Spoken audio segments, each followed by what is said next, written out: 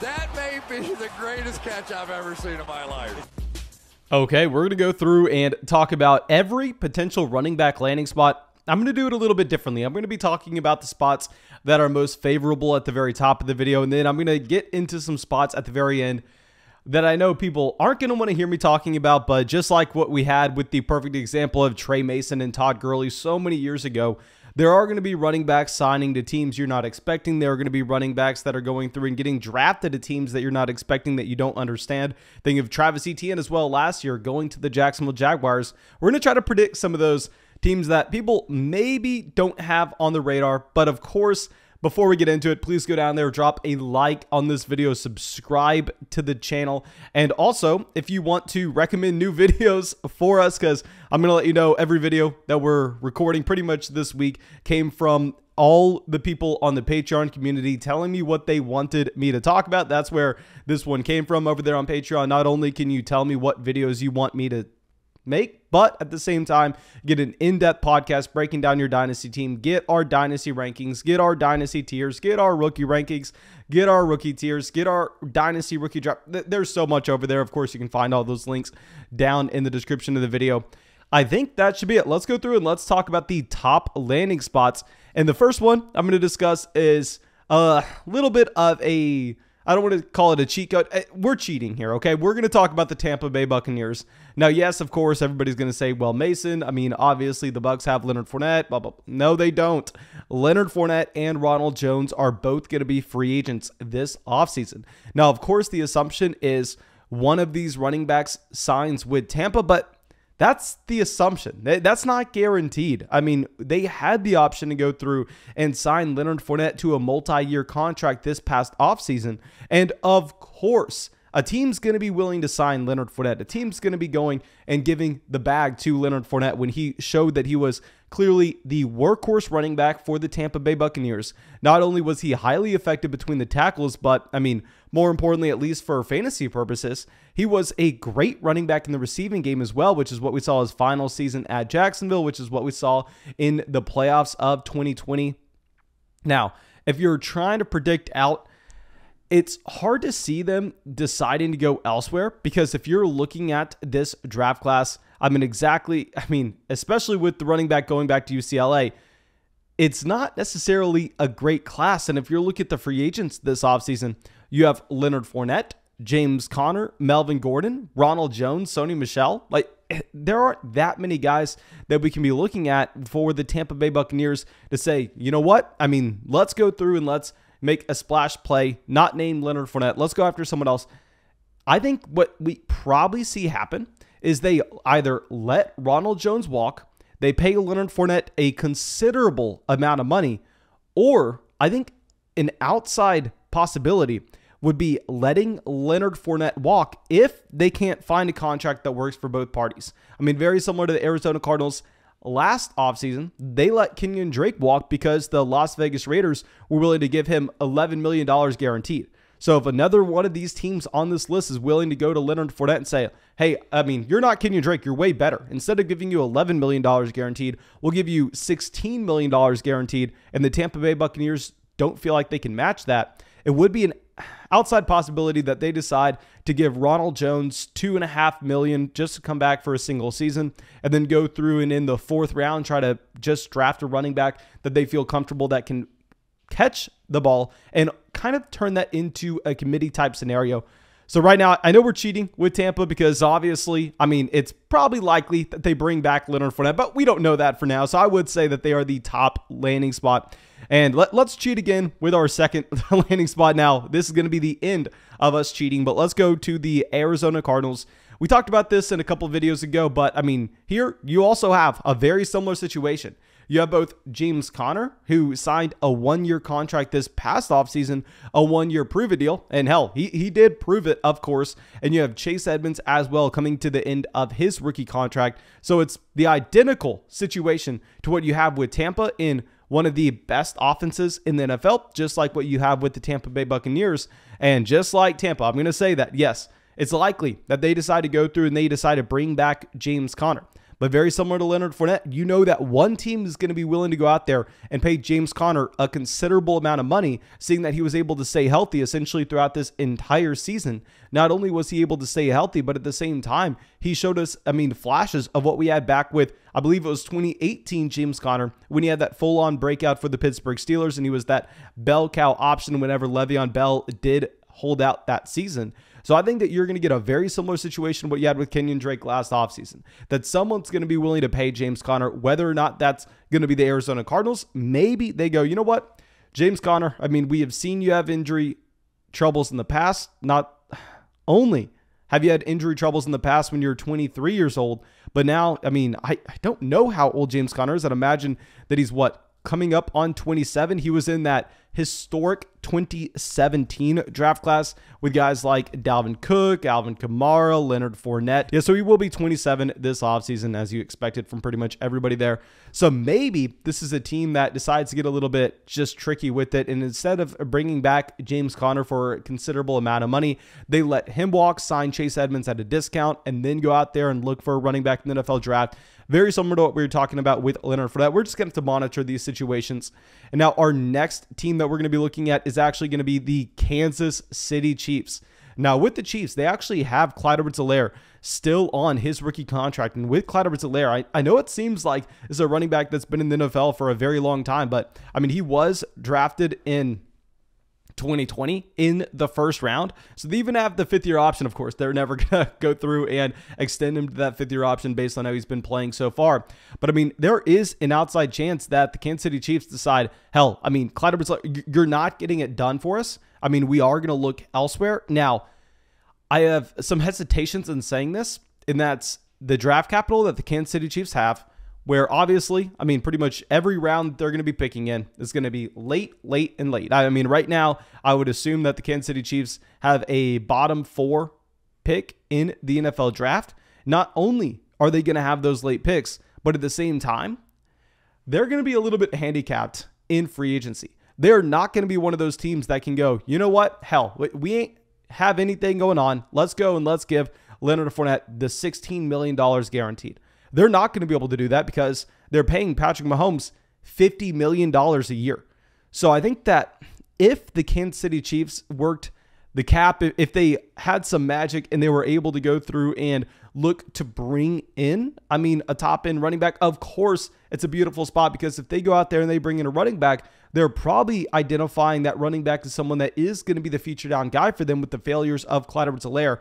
However, I think CEH is probably a little bit safer than most people want to assume, just given the fact that if you're looking at Clyde Edwards-Helaire, this is a running back that has the team investment, and this is a team that does not have too many resources. They already took their swing for that luxury pick with a running back, and it ended up not working out. I doubt they can take another one. They just probably have to take their medicine with CEH. But now going over to our next team, this is going to be the Miami Dolphins. And with Miami, obviously, one of the most likely teams to bring in a running back. A lot of people were assuming that they were trying to bring in one of the top 3 running backs this past year, whether that was Najee Harris, Travis Etienne, Javonte Williams.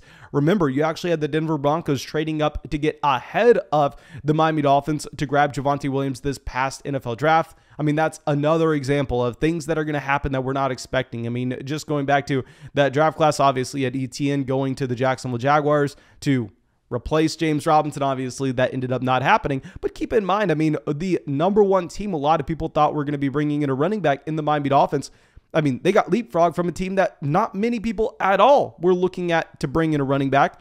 Now, if we're going and trying to figure out what Miami could do, it's a little difficult because if you're looking at the Miami Dolphins currently, this is a team that's going to have that late first-round pick with the 49ers winning this past week. Obviously, that's just falling down further and further. I'd imagine that the 49ers lose to the Green Bay Packers, so probably that pick's going to be around pick 25, pick 26 for the Miami Dolphins. But remember, they traded their first-round pick to the Philadelphia Eagles to get up to Jalen Waddle. Now, a big thing is, if you're looking at the NFL draft here, you're not going to have many running backs that are even in talks to go in the first round. I'd be surprised if anybody goes in the first round. So a big thing is going to be looking at those second round selections for Miami, but it is encouraging if you have a team with multiple first round picks like the Philadelphia Eagles, who we'll get to at the end of the video, because they'll be able to use those first round picks to be able to address solid team needs and then be able to spend that luxury pick on a running back position, possibly in the second or the third round. But here with the Miami Dolphins, I mean, this is a team that has really no commitment at all.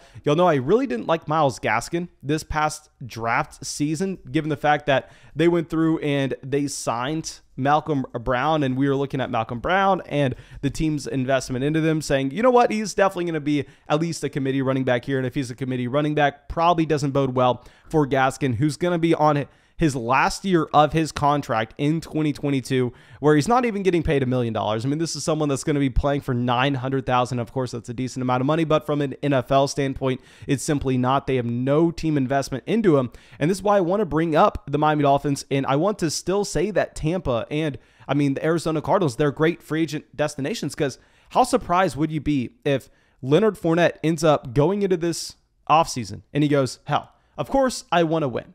And put yourself in Leonard Fournette's shoes. I know it's a lot easier said than done, but if we try to be realistic here, what is Leonard Fournette going to do if his agent tells him, hell, I mean, we can stay in Florida. We can just take a 6-hour car ride down from Tampa to Miami. A lot of the people that play for the Bucs live in Miami anyway.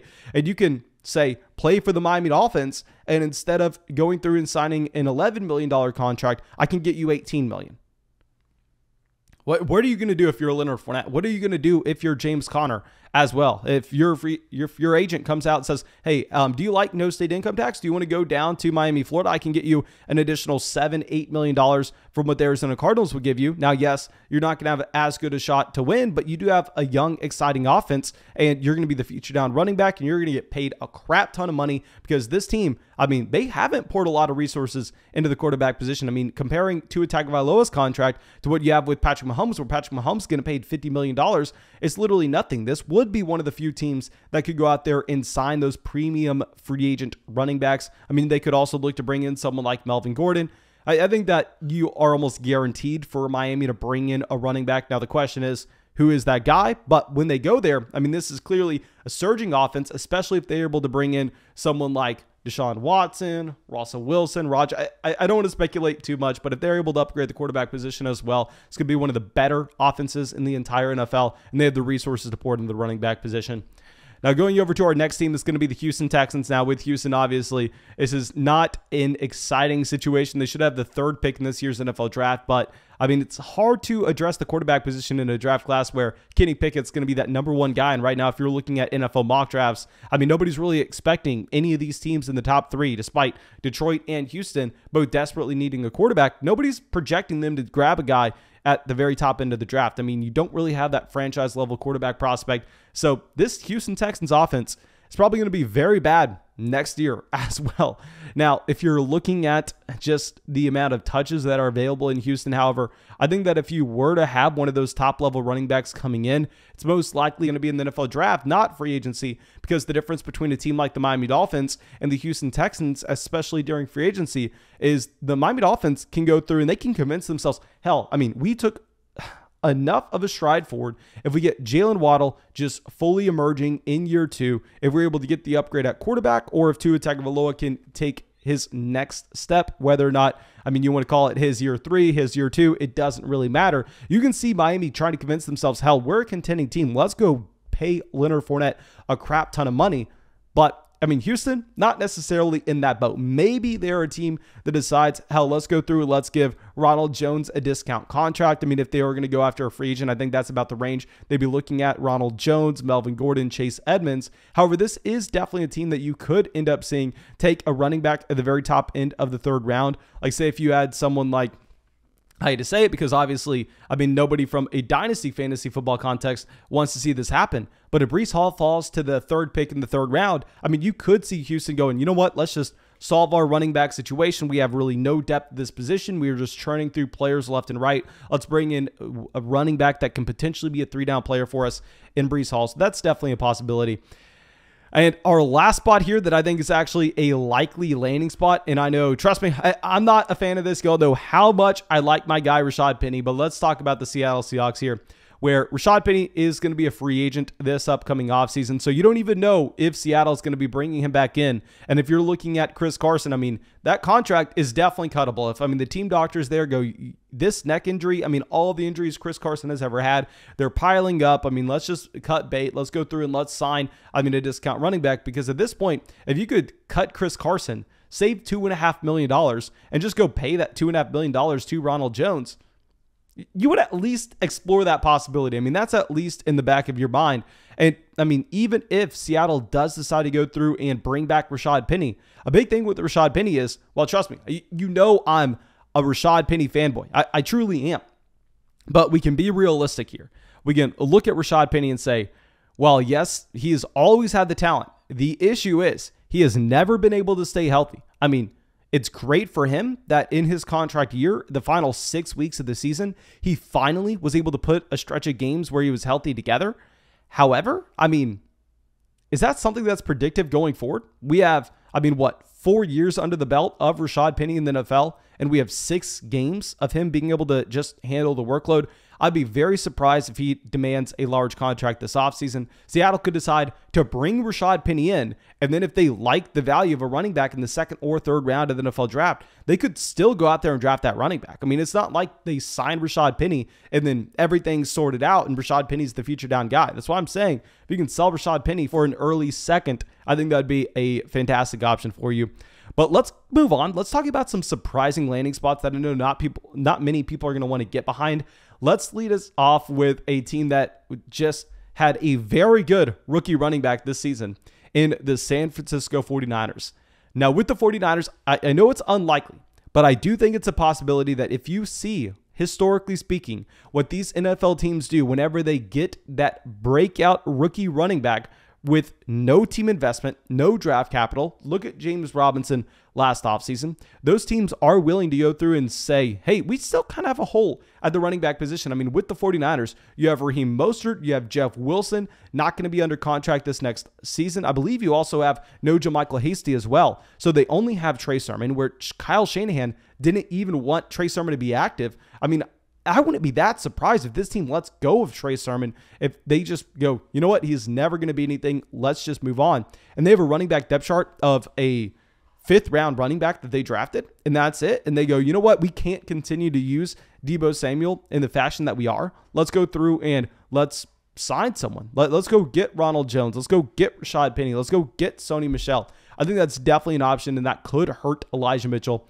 Our next option is going to be the New York Jets. With the Jets here, I know that they have Michael Carter, who looked very impressive his rookie season, but very similar. This was a day 3 draft pick. I'd be a little bit more comfortable relying in on Michael Carter and his job security that he will have for the New York Jets. However, I mean, I think that with just the Jets failing this season, with them having the draft capital, with them obviously having a ton of cap space at the same time, I think it definitely would be a possibility for them to go through and pursue a free agent. And our next team going to be the Philadelphia Eagles. Now, if you're looking at Philly this year, they have 3 first-round picks. Now, this goes a little bit more to, I mean, Jalen Hurts. Now, I will say they're not going to be taking a running back in the first round. But if we're looking at all the picks that they have, if they're able to go through and with those 3 first-round picks, they're able to address positions of need for them, especially if they pass on quarterback, then what's stopping them from grabbing another running back in the second round and going, Miles Sanders, you were drafted not by this regime. You weren't drafted by this coaching staff. I mean, you never really showed us anything here. We're missing out on both Boston Scott and Jordan Howard this upcoming offseason. So Philadelphia, I think it does have an outside chance also to bring in a running back. Trust me, I have Miles Sanders in a decent amount of Dynasty leagues, so I wouldn't like to see it. And also the last team I want to talk about as being a surprise was the surprise when they decided to draft Javonte Williams last year. But let's go over to Denver. With Melvin Gordon leaving, you could easily see this team saying, hell, we lost Royce Freeman last offseason. If we have no Melvin Gordon here as well, of course we want to just project Javonte Williams to be the 3-down running back, it would make some sense if we're just talking about from an NFL standpoint. And obviously, I mean, these NFL teams, they don't play it as if it's fantasy football. They don't go, okay, Javonte Williams, he can't handle all 3 downs if we want them to. Let's definitely go through and ask them to handle that workload. No, they're not going to do that. If they say, hell, Javonte Williams, yeah, that's in his range of outcomes. Still, at the end of the day, we possibly want to have a complementary running back there that can go through and increase the efficiency of Javonte Williams, keep him fresh in games, and also have a backup plan if Javonte Williams is to go down. You'd easily see this team deciding to bring back Melvin Gordon. You could easily see this team deciding to go out there and sign someone like Sony Michel.